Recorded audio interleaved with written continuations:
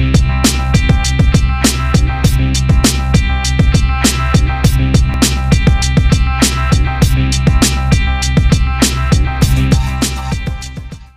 dear friends, myself Professor Khodade Rishikesh and you are watching BSc Botany Studies classes channel. Today we are going to discuss about the continuation of our discussion on DNA. Today we are going to discuss about the types and forms of DNA. There are differences in these words. Please try to understand this. In your syllabus they have given types of DNA and in front of that they have given different types as I have shown you in the syllabus. But I would like to correct it that these are not the type of DNA, these are actually the form of DNA. So if I like to write here DNA, where we have types and here we have forms. So what is difference between types of DNA and forms of DNA? Listen carefully. There are different types of DNA such as nuclear,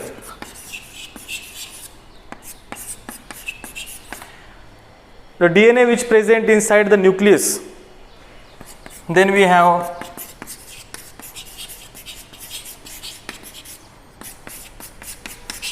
mitochondria DNA. These are different types of DNA. If in case of plants we have chloroplast DNA. Another type of DNA is that centriole DNA. So up till we have these four known types of DNA: nucleus DNA, mitochondria DNA, chloroplast DNA and centriole DNA. In case of plant you will have four types. In case of animal you will not have chloroplast type of DNA. Now you have understood type of DNA. Then what are the forms of DNA? Form means something which is interchangeable. If you have notebook which is in open form and closed form, these are two forms of one notebook. Notebook is one, but it has two forms, open and closed. Likewise, DNA is one. Doesn't matter it is nuclear DNA, mitochondrial DNA, chloroplast DNA or centriole DNA. That DNA will appear in different forms. Which forms? For example, if this is your DNA, I have drawn your DNA. In this DNA, this portion may be in one form, this portion may be in another form, different portion in different form. DNA is same. So there are different forms of DNA. Generally, there are 5 famous forms of DNA. 5 to 6 forms of DNA are given. Which are these? We already have studied B form of DNA. In previous lecture we have discussed about the Watson and Crick model of DNA, which is actually the B form of DNA. Then you will have A form of DNA. Then you have Z form of DNA. Then you have C form of DNA. Then you have E form of DNA. I have drawn here 5 forms of DNA. There is D form of DNA is also available. Means I can draw here D. But this C form, E form and D form are very rare in nature. They occur in DNA but very rarely. Rare means you will have to study whole DNA. You will find the percentage of C, D, E form is very less. As compared to them, we have B, A, Z form of DNA, large percentage. Means one DNA, you have B form of DNA here, then you will have A form of DNA here, you will have Z form of DNA here. 3 different forms in one DNA can appear. This I want to highlight. So with this brief information, let's discuss about only the 3 forms of DNA by their differences. If you study in differences point of view, you will be remembering all these points forever. So let's discuss in a differences point of view. I will just quickly wipe out this.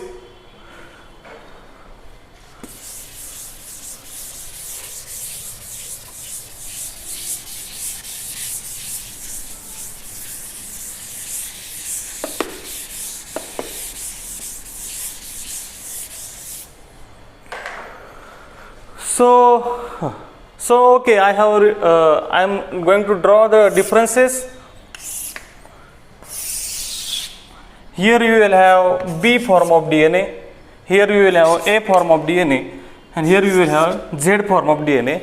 Before starting discussion in differences, I would like to show you the image. Here I have presented the image in which you will find the structural differences in these forms of DNA. DNA is one, but one portion is different, another portion is different. As I have highlighted here, Z form of DNA is looking something different from A form of DNA and B form of DNA. Okay, by keeping this in mind, if you talk this B form of DNA, which is Watson and Crick model of DNA.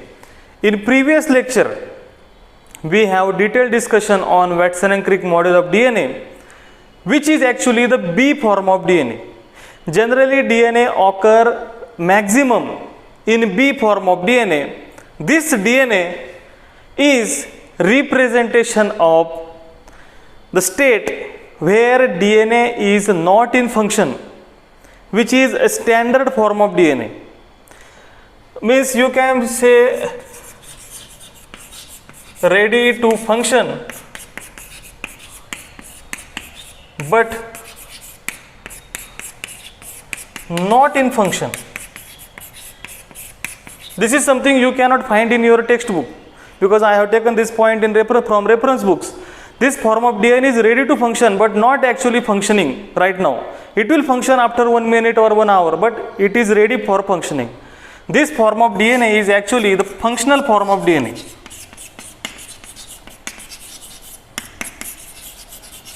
Means when DNA is in functional state, so the question arises, which function DNA does?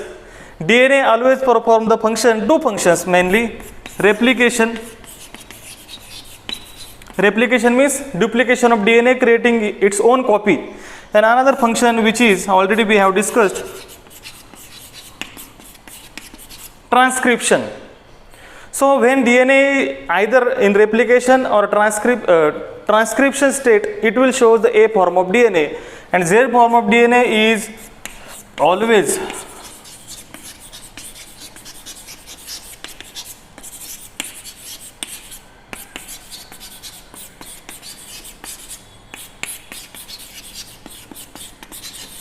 so whatever I have written here is very important. This Z form of DNA is complete inactive state of DNA.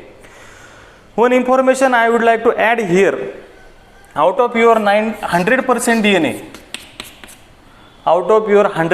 DNA, only 1.8% DNA is functional.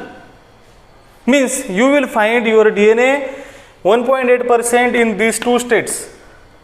Rest of the percentage of DNA means 1.8% is only covered by the B and A form of DNA. Remaining percentage is covered by the Z form of DNA, which is completely inactive state of DNA, which is known as heterochromatin state of DNA. Please write this in your notebook. This is very important. And when we say the functional form of DNA, it is known as euchromatin state of DNA. So it was the first difference about the functioning form of DNA. So you can easily find out the difference in these forms. Okay, so it was the first difference. Let's discuss about the second difference. Actually, first we have seen the images, then we have talked about the functional state of the DNA. Then we are talking about the structural point of view, that this form of DNA is generally in right-handed orientation. Means this is central axis. This DNA is in right-handed orientation. If this is a thumb, right hand thumb, orientation is always in right-handed fashion. This B form of DNA is always in right-handed orientation. You have to remember this.